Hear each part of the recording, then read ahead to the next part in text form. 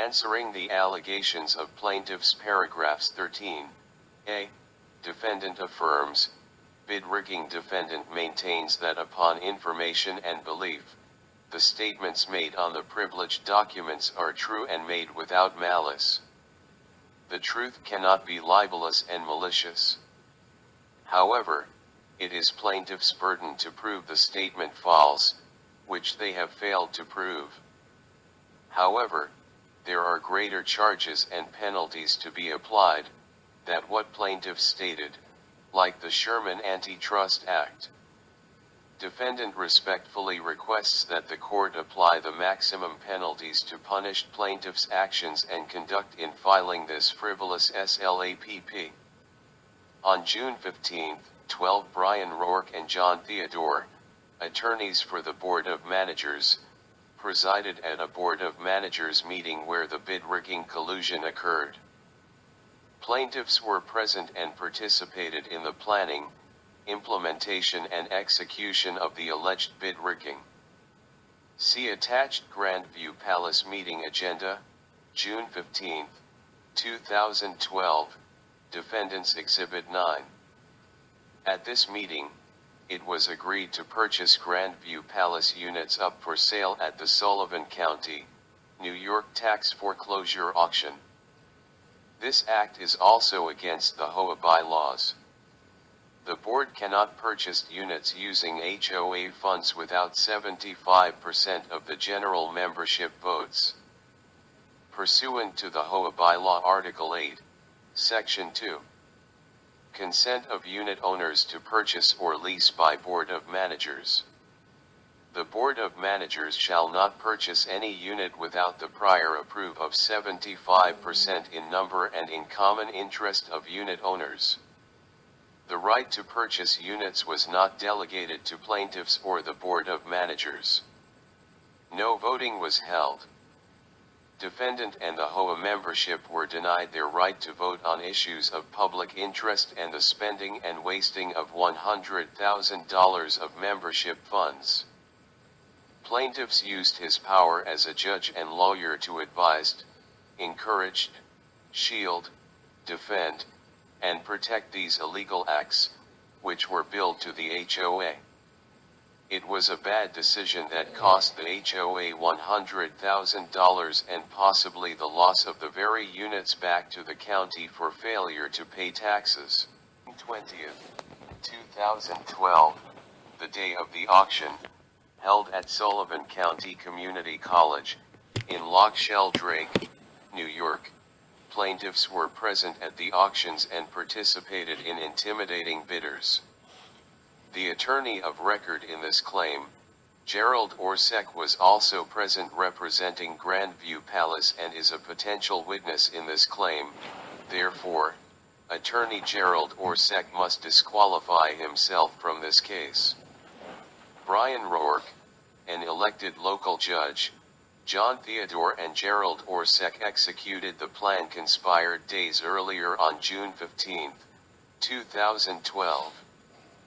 Brian Rourke did in fact intimidate bidders by physically handing out a non-binding, non-legal, legal notice, flyer inside the auction hall. Defendant Exhibit 10, the pure weight of plaintiff Brian Rourke's prestigious and powerful position as a local judge gives great credibility and believability to the so-called non-legal legal notice. Defendant and others, being bidders, were threatened, scared away and did not bid on the parcels. Plaintiff Judge Brian Rourke was ordered to cease and desist handing out the flyer by Sullivan County auctioneer, Ed Haraff, from Haraff Auction and Reality Inc., Sullivan County Treasurer, Ira Cohen, and the Sullivan County Sheriff's Department. Plaintiffs were told that this is bid rigging and a violation of the Sherman Antitrust Act, and to stop it. Judge Brian Rourke ignored the warnings and continued handing out the threatening non-legal legal notice flyer. Rourke was again ordered to cease and desist. He continued to intimidate bidders quietly by verbally telling them that they will not get any proceeds if they buy the burned-out Grandview Palace units. Brian ROURKE and Theodore, along with the president of the board, Tony Ambrogio, after most bidders were scared away, then purchased approximately 8 parcels from the auction at a much reduced price. Plaintiff's lawsuit is clearly to intimidate defendant for filing the attorney preliminary inquiry form to investigate the bid rigging charges. Since the denial of claim, the units purchased at the auction under advised, direction, and counsel of plaintiffs are worthless. Plaintiffs, due to their bad advice made in bad faith, caused the burned-out HOA to lose $100,000. The HOA lost $100,000 based on plaintiffs' bad advice and actions.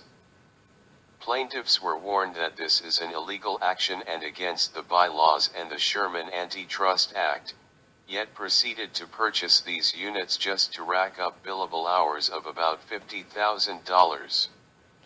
Defendant respectfully requests that the court rule that plaintiffs return all the losses of $100,000 to the HOA and dismiss this baseless lawsuit.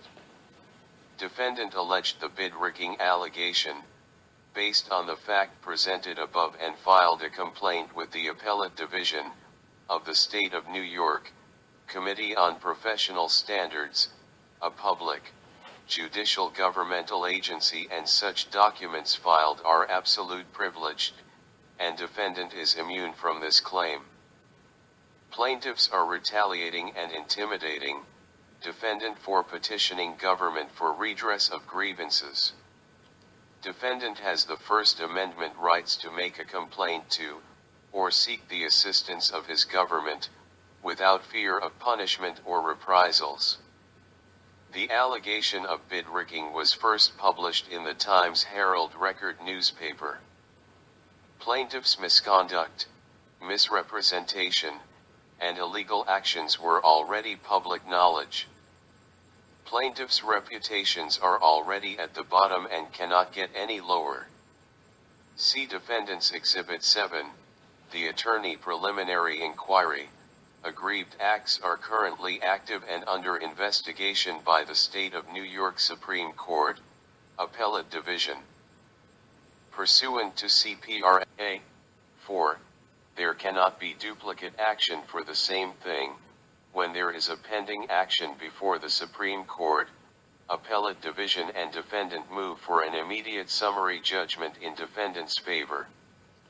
Plaintiffs strategically filed this frivolous SLAPP lawsuit, knowing that an investigation is in progress, to retaliate, scare, and intimidate defendant from seeking assistance from the government to investigate suspected aggrieved acts and to coerce defendant into dropping the complaint.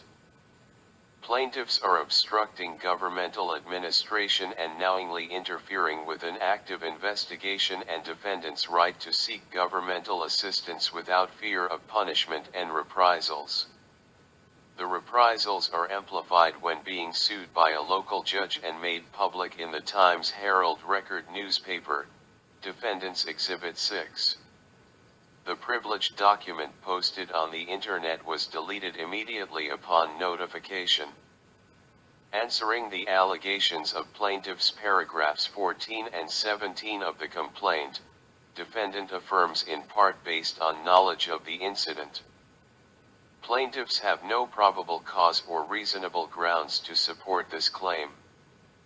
Plaintiffs initiated this case with an improper purpose and intent to deny defendants rights to public petitioning and participation and to scare and chill the Grandview Palace public. Plaintiffs have no evidence proving defendants' involvement with posting the privileged document and whether such document cannot be posted on the internet. As for CPLR Article 14A, 1412, the burden of proof lies with plaintiffs and they have failed to meet that burden. Defendant does not have to prove anything. It is plaintiff's responsibility to prove that the statements made on the attorney's complaint form are false and whether defendant or others cannot publish an absolute privileged document. The fact entitles defendant to a verdict in his favor as plaintiffs have failed to meet the burden of proof.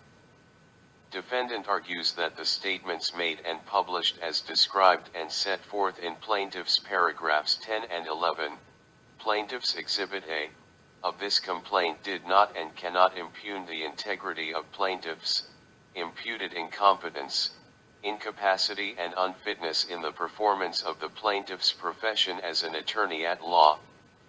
Anyone viewing the form on the internet or elsewhere can clearly see it is exactly that, a generic attorney complaint form and not a statement of fact. It is just a request to address and investigate grievances.